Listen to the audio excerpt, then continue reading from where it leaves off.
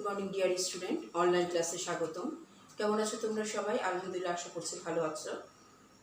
আমরা কি পড়ছিলাম? আমরা পড়ছিলাম সপ্তম অধ্যায়ে আরোহের অনুমানে, আরোহ অনুমানের ভিত্তি এবং আরোহ অনুমানের বৈশিষ্ট্য। আমরা লাস্ট অধ্যায়ে চলে এসেছি। গত ক্লাসে আমি পড়িয়েছিলাম আরোহ অনুমান কাকে বলে, তার সংজ্ঞা। যখন এই বৈশিষ্ট্যগুলো পড়বে তখন অবশ্যই সংজ্ঞাটার উদাহরণটা সামনে রাখবে। উদাহরণটা দেখে তারপর সংজ্ঞাটা পড়ো। আমি গত ক্লাসে বলেছি যে বিভিন্ন যুক্তিবিদের সংজ্ঞা আছে, তার থেকে সবচেয়ে যদি 1 নম্বর বা 2 নম্বরের জন্য আসে এই সংজ্ঞাটা দিবে। এদিকে তাকিয়ে দেখো, বিশেষ থেকে সার্বিকে, কম ব্যাপক থেকে বেশি ব্যাপকে, নির্দিষ্ট থেকে অনির্দিষ্ট এবং নিরীক্ষিত থেকে অনিরীক্ষিত। অর্থাৎ রহিম করিম যদু মধু, তার এটা হচ্ছে নির্দিষ্ট, এগুলো আমরা নিরীক্ষণ করছি। আর সব সব বলতে কি বোঝাচ্ছি? অতীত, বর্তমান, ভবিষ্যৎ। ঠিক আছে, আমরা কোথায় যাচ্ছি? সার্বিকে যাচ্ছি। এটাই হচ্ছে আরোহ অনুমান। প্রত্যেক বছরই দেখবে কথাটা প্রথমেই আসবে, আরোহ অনুমান কাকে বলে। তাহলে সংজ্ঞার উদাহরণ পড়বে। আমি এখানে তোমাদের সিলেবাসে আছে আরোহ অনুমানের ধারণা, এটা তোমরা বইয়ের আমি পেজ নাম্বার লিখে দিয়েছি 326 তো 27, এখানে আরোহ অনুমানের ধারণাটা পেয়ে যাবে। আচ্ছা, এখন আমি সরাসরি চলে যাই বৈশিষ্ট্যে। তোমরা দেখো এখানে প্রথমেই দেখা আছে কি আরোহ অনুমান একটা সার্বিক যুক্তিবাক্য প্রতিষ্ঠা করে, সিদ্ধান্ত। এই যে সিদ্ধান্তটা একটা সার্বিক যুক্তিবাক্য, কি হবে? এখানে কি আছে দেখো, সব সব হলে আমরা কি বলি? এটা হচ্ছে সার্বিক। তাহলে এটা মুছে আমি বৈশিষ্ট্যে চলে যাই। আরোহ অনুমানের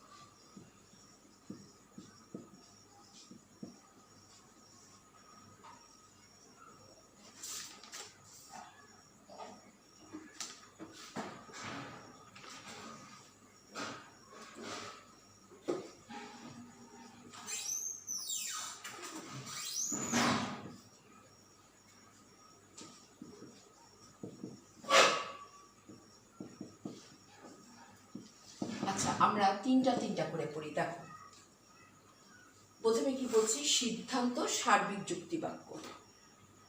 উদাহরণটা আমাদের মনে আছে, সব মানুষ হয় মনস্বী। যেহেতু সব আছে সেটা হচ্ছে কি সার্বিক। ঠিক আছে, জাস্ট এতটুকু লেখো। আর তুমি তখন বলবে সার্বিক কাকে বলে?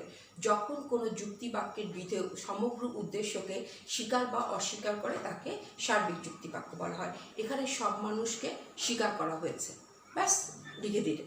2 নম্বর আসলে একটু বড় করে লিখবে। আর যদি একবার 2-3টা আসে বা কোশ্চেনটা এভাবে হতে পারে, আরও অনুমানের সিদ্ধান্ত সার্বিক যুক্তিবাক্য প্রতিষ্ঠা করে, ব্যাখ্যা করো। ঠিক আছে, তখন তুমি বইয়ের পেজ নাম্বার দিয়ে দিয়েছি 27 to 29। আমি আজকে পড়াবো 30 পর্যন্ত, এখানে সব পেয়ে যাবে। আচ্ছা, পরে হচ্ছে কি সংশ্লেষক যুক্তিবাক্য প্রতিষ্ঠা করে। সংশ্লেষক মানে কি? যে যুক্তিবাক্যের বিধটা উদ্দেশ্য সম্পর্কে নতুন তথ্য দেয় তাকে সংশ্লেষক বলে। লিখবে যেমন মানুষ হয় মনস্বী বা কাক হয় কালো, এই টাইপের। তারপরে আর বিশ্লেষণ যে যুক্তিবাক্যের বিধটা সমগ্র উদ্দেশ্যকে কি করে, জাস্ট বিশ্লেষণ করে, কোনো নতুন তথ্য দেয় না, তাকে বিশ্লেষণ যুক্তিবাক্য বলে। এখানে সব মানুষের মননশীল এই সিদ্ধান্তটা হচ্ছে কি একটি সংশ্লেষক যুক্তিবাক্য। অর্থাৎ প্রথমে তোমাকে বিশ্লেষক ও সংশ্লেষক কাকে বলে লিখে, উদাহরণ লিখে, এখানে যদি ডিটেলস না থাকে তোমরা তৃতীয় অধ্যায় বিশ্লেষক সংশ্লেষক পেয়ে যাবে উদাহরণ সহ, ওই কথাটা লিখে তারপরে তুমি বিশ্লেষণ করবে। এখানে যে সিদ্ধান্তটি সেটি হচ্ছে সংশ্লেষণ। বাস্তব ঘটনা নিরীক্ষণ নির্ভর, অর্থাৎ সহানুমানের আরও অনুমানের তুমি যে উদাহরণগুলো অর্থাৎ আশ্রয় বাক্যগুলো, যে রহিম হয় মননশীল, করিম হয় মননশীল, যদু হয় মননশীল, মধ্যে মিনিমাম 4টা আশ্রয় বাক্য লিখতে হবে।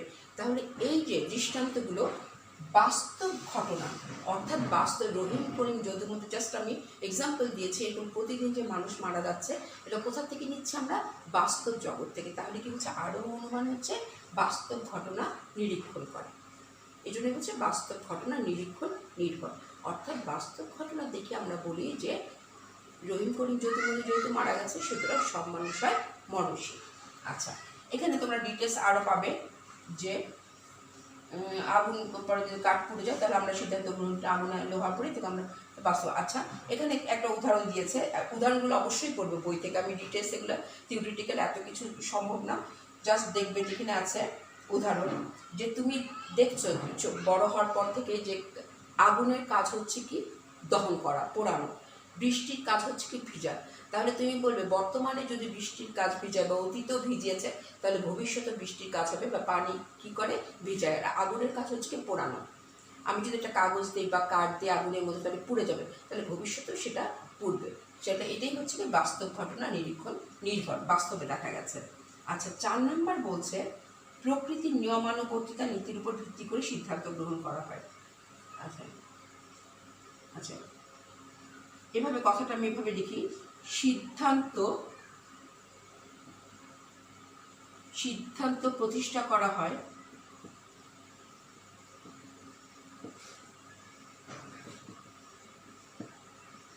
প্রকৃতির নিয়মানুবর্তিতা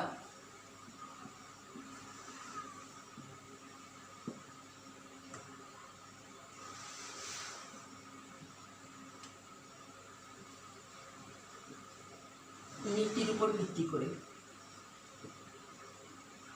অর্থাৎ আরোহ অনুমানের সিদ্ধান্তটা কার উপর প্রতিষ্ঠিত, প্রকৃতির নিয়মানুবর্তিতা নীতির উপর। আমি বুঝিয়ে দিচ্ছি, আরেকটা হচ্ছে কি সিদ্ধান্ত কার্যকারণ নীতির উপরও সিদ্ধান্ত প্রতিষ্ঠিত, কার্যকারণ নীতির উপর সিদ্ধান্ত প্রতিষ্ঠিত। আচ্ছা, তোমরা খেয়াল করো আরোহ অনুমানের 2টা ভিত্তি আছে। প্রথমে জিজ্ঞেস করবে আরোহ অনুমানের ভিত্তি কি, আমি কিন্তু গত ক্লাসে বলেছি আরোহ অনুমান এবং এর ভিত্তি পড়াচ্ছি। তাহলে মূল ভিত্তি হচ্ছে কি প্রকৃতির নিয়ম এবং কার্যকারণ নিয়ম, এই দুটো একসাথে তোমাকে লিখতে হবে। যদি পরীক্ষা আলাদা করে দেয় তাহলে আলাদা আলাদা করে নিবে, আদারওয়াইজ যদি বলে আরোহ অনুমানের ভিত্তি, তোমরা বলবে আরোহ অনুমানের মূল ভিত্তি হচ্ছে দুটো, একটা হচ্ছে প্রকৃতির নিয়মানুবর্তিতা নীতি, আরেকটা হচ্ছে কার্যকারণ নিয়ম। প্রকৃতির নিয়মানুবর্তিতা নীতি কাকে বলে, বর্তমানে কোনো একটা অবস্থার পরিপ্রেক্ষিতে তুমি যদি কোনো একটা আচরণ করো তাহলে ভবিষ্যতে ওই একই অবস্থার সৃষ্টি হলে তুমি ওইরূপ আচরণ করবে। অর্থাৎ তোমার যদি বর্তমানে পানির তৃষ্ণা পায় তাহলে তুমি কি করবে, নিশ্চয়ই ভাত খাবে না, তুমি পানি খাবে বা পানি জাতীয় কি করবে তরল খাবার তুমি গ্রহণ করবে, ঠিক। বা ওই যে একটা উদাহরণটা বললাম, আগুনের কাজ হচ্ছে পোড়ানো, পানির কাজ হচ্ছে ভিজানো।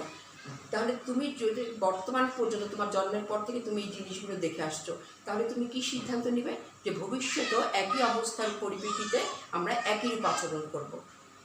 তাহলে কি হচ্ছে, এই প্রকৃতির নিয়মানুবর্তিতার উপর ভিত্তি করে আমরা বলি যে সব মানুষ হয় মরণশীল। কেননা আমরা কি দেখতে পাচ্ছি, রহিম করিম যদু প্রতিদিন কিছু না কিছু মানুষ মারা যাচ্ছে, বিভিন্ন কারণেই হোক। এটা হচ্ছে কি প্রকৃতির নিয়ম যে মানুষ জন্মগ্রহণ করলে মৃত্যু হবে। তাহলে আমরা কি বলতে পারি, অতীতে যেহেতু মারা গেছে, বর্তমানে মারা যাচ্ছে, সুতরাং ভবিষ্যতেও মারা যাবে। এটা কি হচ্ছে প্রকৃতির নিয়ম। এটা কি বলা হয়, প্রকৃতি সর্বদা একই রূপ আচরণ করে, প্রকৃতির নিয়মের অধীন, তবে প্রকৃতি সর্বদা নিয়মের অনুগামী।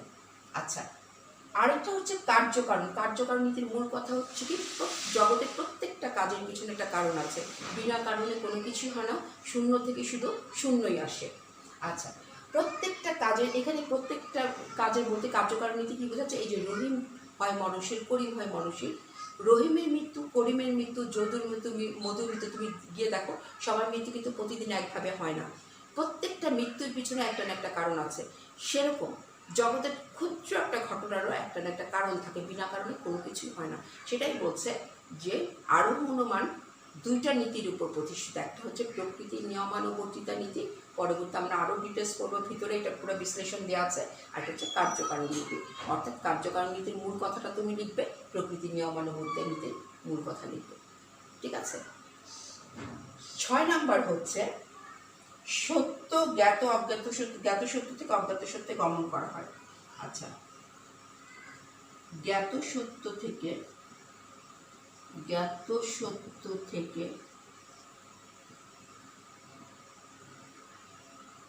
অজ্ঞাত সত্যে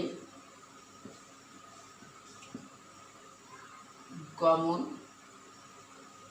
করা হয়।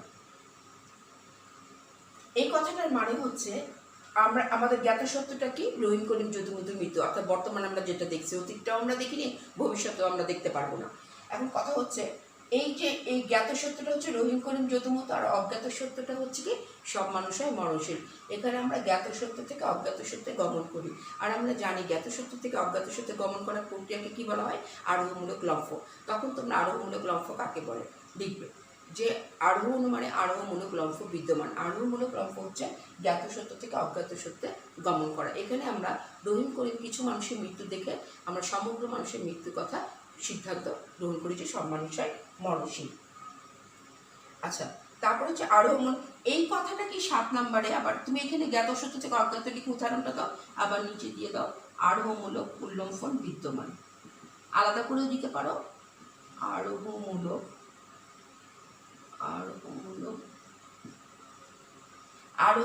উল্লম্ফন এবং আরোহাত্মক লম্ফ একই কথা, উল্লম্ফন বিদ্যমান। আচ্ছা, যাকে বলা হয় ইন্ডাকটিভ লিপ, আগে বানানটা পড়বে এবং পরীক্ষা আলাদা করে এটা একটা কোশ্চেন আসে, আরোহমূলক লম্ফ বলতে কি বোঝো। আরোহমূলক লম্ফ তাকে বলা হয় যে জ্ঞাত থেকে অজ্ঞাত, ঠিক আরোহের যে সংজ্ঞাটা ওই সংজ্ঞাটাই, কিন্তু উদাহরণটা সামনে নিবে, রহিম করিম যদু মধুর মরণশীল, তারপরে সব মানুষের মরণশীল, উদাহরণটা সামনে নিয়ে বলবে জ্ঞাত থেকে অজ্ঞাত, বিশেষ থেকে সার্বিকে, নির্দিষ্ট থেকে অনির্দিষ্টে, নিরীক্ষিত থেকে অনিরীক্ষিত গমন করার প্রক্রিয়া হচ্ছে আরোহমূলক লম্ফ। অর্থাৎ এখানে কি করা হচ্ছে, জানা থেকে আমরা অজানায় যাই। পেজ নাম্বার হচ্ছে 328 এবং এটা একটা, তাহলে এটা লেখার সময় এটা আমরা ডিটেলস পড়বো, পড়ার পরে তুমি ঠিক আরোহের সংখ্যাটাই লিখবে, লেখার পরে আরোহের উদাহরণটাই দিয়ে দিবে, ঠিক আছে, এটা একটা আলাদা কোশ্চেন। তারপরে হচ্ছে 8 নাম্বার, সিদ্ধান্ত আশ্রয় বাক্য থেকে বেশি ব্যাপক হয়। লাস্ট হচ্ছে কি, সিদ্ধান্ত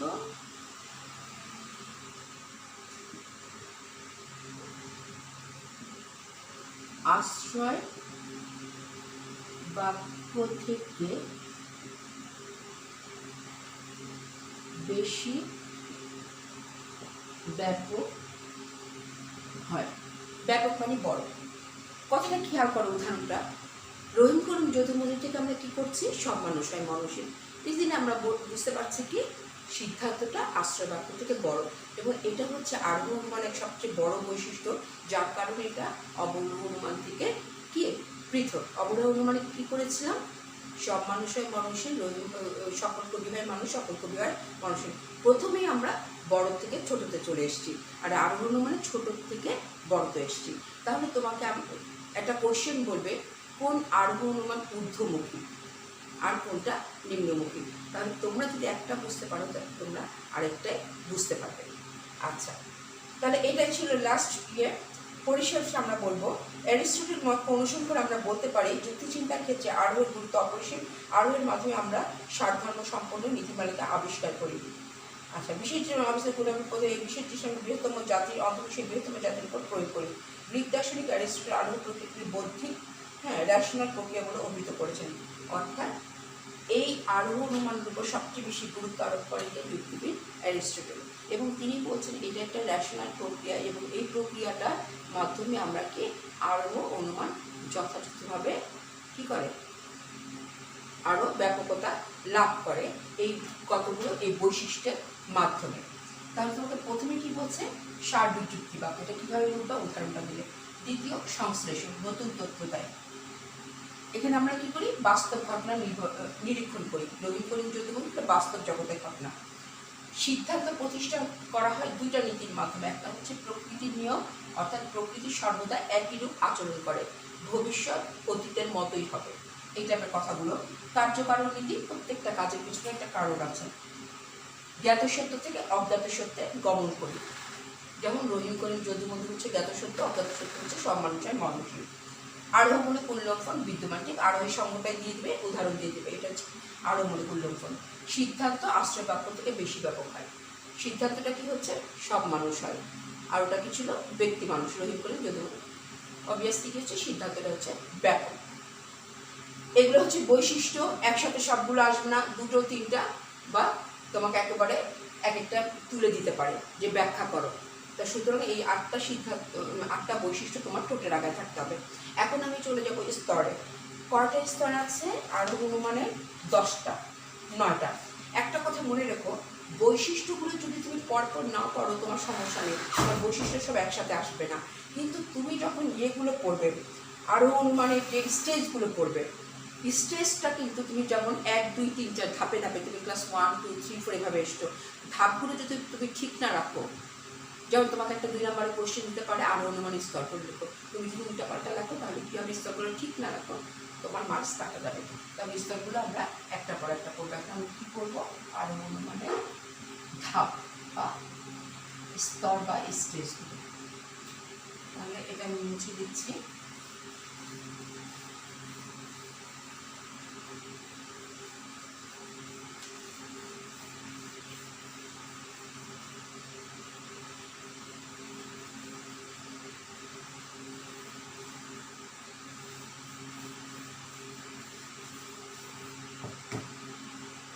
প্রথমটা এবার হচ্ছে সংজ্ঞায়ন।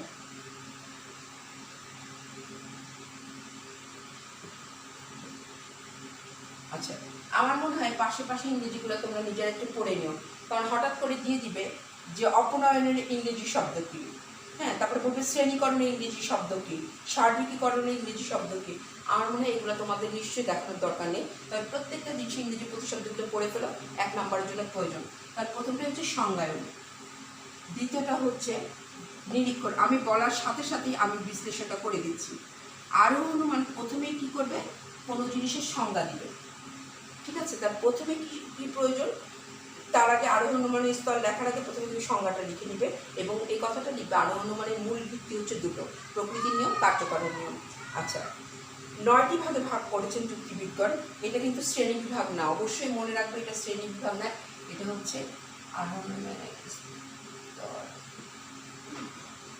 খুব মনে রাখবে বা স্টেজগুলো। প্রথমে হচ্ছে আরোহ অনুমান কী করে, সংজ্ঞায়ন করে, তারপর কী করছে নিরীক্ষণ করে, অর্থাৎ আরোহ অনুমানের সিদ্ধান্ত প্রতিষ্ঠার ক্ষেত্রে প্রথমেই প্রয়োজন কি ডেফিনেশন। সংজ্ঞার ক্ষেত্রে বলা হয় কোনো ঘটনা বা বিষয় সম্পর্কে সুস্পষ্ট ধারণা থাকতে হবে। কার্যকরী সম্পর্ক নির্ণয়ের জন্য আমরা প্রথমে সংজ্ঞাকে নির্বাচন করি, অর্থাৎ সংজ্ঞাদানের মাধ্যমে কি হয়, একটা বিষয় আরেকটা বিষয় থেকে, কোনো বিষয় কার্যকর সম্পর্ক নির্ণয় করতে গেলে এক বিষয় অন্য বিষয় থেকে পৃথক সুস্পষ্ট ধারণা থাকতে হবে।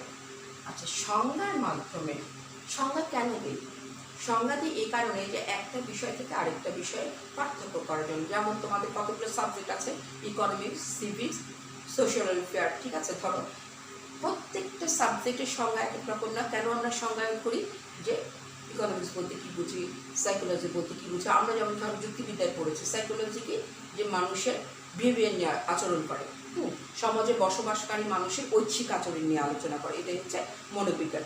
যুক্তিবিদ্যা কি, এই যে কথাগুলো বলি কিসের জন্য, একটা জিনিস থেকে আরেকটা জিনিসকে আলাদা করার জন্য, এবং কার্যকারণ নির্ণয়ের জন্য সংজ্ঞাটা খুবই প্রয়োজন। এখানে আমি এক লাইনে বললাম, তোমরা বই থেকে, এটা হচ্ছে 330 নম্বর পেজে তোমরা ডিটেলসটা পাবে। দ্বিতীয় হচ্ছে নিরীক্ষণ। সংজ্ঞা দেওয়ার পরে আরোহ অনুমান কী করে, নিরীক্ষণ করে। কোনো ঘটনাকে নিরীক্ষণ করে। কোথায় নিরীক্ষণ করে? বাস্তব জগতে। নিরীক্ষণ কি জিনিস আমি পরবর্তী ইয়েতে পড়ে যাব। নিরীক্ষণে কি করা হয়? দ্বিতীয় স্তর, এটাকে কি হয়? প্রত্যেকক্ষণ কোনো বিশেষ উদ্দেশ্য নিয়ে। নিরীক্ষণ কাকে বলে? সংজ্ঞাটা শিখবে। নিরীক্ষণ হচ্ছে কোনো বিশেষ উদ্দেশ্য নিয়ে প্রাকৃতিক পরিবেশে প্রাকৃতিক ঘটনাকে প্রত্যক্ষণ করাই হচ্ছে নিরীক্ষণ। নিরীক্ষণ হচ্ছে একটা মনোবিজ্ঞানের বিষয়, তবে নিরীক্ষণ আমরা কি করি? প্রত্যক্ষণ করি। কি করি? কথাটা খেয়াল করো, বিশেষ উদ্দেশ্য নিয়ে। তুমি প্রতিদিন অনেক কিছুই দেখো, কিন্তু সব কিছু কি তোমার মনে থাকে না? যখন আমি ক্লাসে তোমাদের বলি বা এখন আমি বললাম এই কোশ্চেনটা পরীক্ষা অবশ্যই আসবে, তোমরা কি করবে? বিশেষ উদ্দেশ্য নিয়ে দেখবে। এটা তো জাস্ট এই জিনিসটা বললাম, কিন্তু নিরীক্ষণ হচ্ছে প্রাকৃতিক পরিবেশে প্রাকৃতিক ঘটনাকে বিশেষ উদ্দেশ্য নিয়ে প্রত্যক্ষণ করাকে নিরীক্ষণ করে। এই সংজ্ঞাগুলো অবশ্যই এখানে যে 9টা স্তর পড়াবো, প্রথমে এক একটা দেশের সংজ্ঞাগুলো পড়ে নেবে, মানে এটাও আবার 2 নম্বরের জন্য এক একটা কোশ্চেন চলে আসে যে নিরীক্ষণ কাকে বলে। নিরীক্ষণ কি? প্রাকৃতিক পরিবেশে প্রাকৃতিক ঘটনাকে বিশেষ উদ্দেশ্য নিয়ে প্রত্যক্ষণ করাকে নিরীক্ষণ বলে। আরোহ অনুমানের এটা দ্বিতীয় স্তর। 3 নম্বর হচ্ছে বিশ্লেষণ। বিশ্লেষণ হচ্ছে কোনো বিষয়ে অনুসন্ধানের ঘটনাসমূহ যেগুলো জটিল সেগুলোকে সহজ সরল অংশে বিভক্ত করাকে বিশ্লেষণ করে। আচ্ছা, বিশ্লেষণ আমরা খুব সহজভাবে বলতে পারি যে কোনো জটিল বিষয়কে সহজ করার জন্য যে ক্ষুদ্র ক্ষুদ্র অংশে ভাগ করে উপস্থাপন করা হয় তাকে বলা হয় বিশ্লেষণ। আর অনুমানের সিদ্ধান্ত প্রতিষ্ঠার জন্য বা কার্যক্রম সম্পর্ক নির্ণয়ের জন্য বিশ্লেষণ একটি গুরুত্বপূর্ণ তৃতীয় ধাপ। 4 নম্বর হচ্ছে শ্রেণীকরণ। এগুলো আমরা শ্রেণীকরণ আমরা সেকেন্ড ইয়ারে পড়ব, আলাদা চ্যাপ্টারই আছে। শ্রেণীকরণ হচ্ছে ক্লাসিফিকেশন, যেটা ঠিক কার্যকরণ সম্পর্ক নির্ণয়ের জন্য। শ্রেণীকরণ একটা গুরুত্বপূর্ণ প্রক্রিয়া। শ্রেণীকরণ কাকে বলে এখানে পড়বো। শ্রেণীকরণ হচ্ছে এক ধরনের বিন্যস্তকরণ, অর্থাৎ একটা বিষয়ের সাথে আরেকটা বিষয়ের সাদৃশ্য লক্ষ্য করে যে বিন্যস্ত করা হয় তাকে বলা হয় শ্রেণীকরণ। এবার শ্রেণীকরণ যখন ডিটেলস পড়বে তখন দেখবে শ্রেণীকরণ 2 প্রকার। একটা হচ্ছে প্রাকৃতিক, মানে প্রকৃতি শ্রেণীকরণ করে দেয়, যেমন পুষ্পনীতির ভিত্তিতে কি করবো? সপুষ্পক অপুষ্পক, এটা কিন্তু আমরা করছি না। তারপর মেরুদণ্ডীর ভিত্তিতে মেরুদণ্ডী প্রাণী অমেরুদণ্ডী প্রাণী, এই যে সাদৃশ্যের ভিত্তিতে কোনো কিছু বিন্যস্ত করো তাকে বলা হয় শ্রেণীকরণ। সংজ্ঞাগুলো পড়ে ফেলবে। 5 নম্বর হচ্ছে অপনয়ন। আচ্ছা, এক কথা এটা খুব আসে, অপনয়ন কি? অপনয়ন হচ্ছে এক কথা হচ্ছে বাদ দেওয়া, কিন্তু এইটুকু লিখলে কিন্তু তুমি পরীক্ষায় মার্কস পাবে না। তুমি লিখবে কোনো দুটো বিষয়ের মধ্যে কার্যকরণ সম্পর্ক আবিষ্কারের জন্য অপ্রয়োজনীয় বিষয়কে বাদ দেওয়াকে বলা হয় অপনয়ন। অর্থাৎ তুমি যখন কোনো ঘটনাকে নিরীক্ষণ করতে যাও, ধরো তুমি নিরীক্ষণ করছো, কিন্তু তুমি যেই ঘটনাকে নিরীক্ষণ করতে যাও তোমার আশেপাশে কি শুধু ওই ঘটনাটাই থাকে? যেমন ধরো তুমি রিক্সা করে আসছো, আসার সময় দেখে পাশে একটা অ্যাক্সিডেন্ট হচ্ছে, কিন্তু অ্যাক্সিডেন্ট যেখানে হচ্ছে রাস্তায় তার পাশে দিয়ে গাড়ি যাচ্ছে, রিক্সা যাচ্ছে, অনেক কিছু যাচ্ছে, কিন্তু তুমি জাস্ট ওই অ্যাক্সিডেন্টটাই তুমি প্রত্যক্ষ করবে। তুমি যে অপ্রয়োজনীয় জিনিসগুলোকে বাদ দিচ্ছ আশেপাশে, সেটাই হচ্ছে অপনয়ন। তাহলে তুমি এক কথায় বলবে অপনয়ন হচ্ছে দুটো ঘটনার মধ্যে কার্যকরণ সম্পর্ক আবিষ্কার করার জন্য যে অপ্রয়োজনীয় বিষয়কে বাদ দেওয়া হয় তাকে বলা হয় অপনয়ন। 6 নম্বর হচ্ছে প্রকল্প প্রণয়ন। প্রকল্প মানে হচ্ছে আমরা সবাই জানি আনুমানিক ধারণা। কার্যকরণ সম্পর্ক নির্ণয়ের ক্ষেত্রে কোনো বিষয় সম্পর্কে যে আনুমানিক ধারণা করা হয় তাকে বলা হয় প্রকল্প। আচ্ছা, অবশ্যই ইংরেজি শব্দ দেখবে। অপনয়ন হচ্ছে কি? অপনয়ন ইংরেজি শব্দ হচ্ছে কি? এলিমিনেশন। প্রকল্প হচ্ছে হাইপোথিসিস। শব্দগুলো পড়বে। সার্বিকীকরণ। 7 নম্বর হচ্ছে সার্বিকীকরণ। আচ্ছা, সার্বিকীকরণ এটা আরোহের সিদ্ধান্ত। কতিপয় বিশিষ্ট দৃষ্টান্ত থেকে একটি সার্বিক সিদ্ধান্ত প্রতিষ্ঠার প্রক্রিয়াকে বলা হয় সার্বিকীকরণ। অর্থাৎ বিশেষ দৃষ্টান্ত থেকে সার্বিক সংশ্লেষ যুক্তিবাক্য প্রতিষ্ঠাই হচ্ছে সার্বিকীকরণ।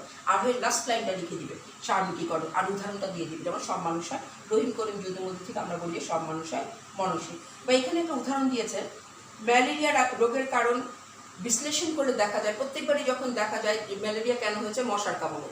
ঠিক আছে, তাহলে মশার কামড়ই হচ্ছে ম্যালেরিয়া রোগের কারণ। আচ্ছা, 8 নাম্বার হচ্ছে যাচাইকরণ।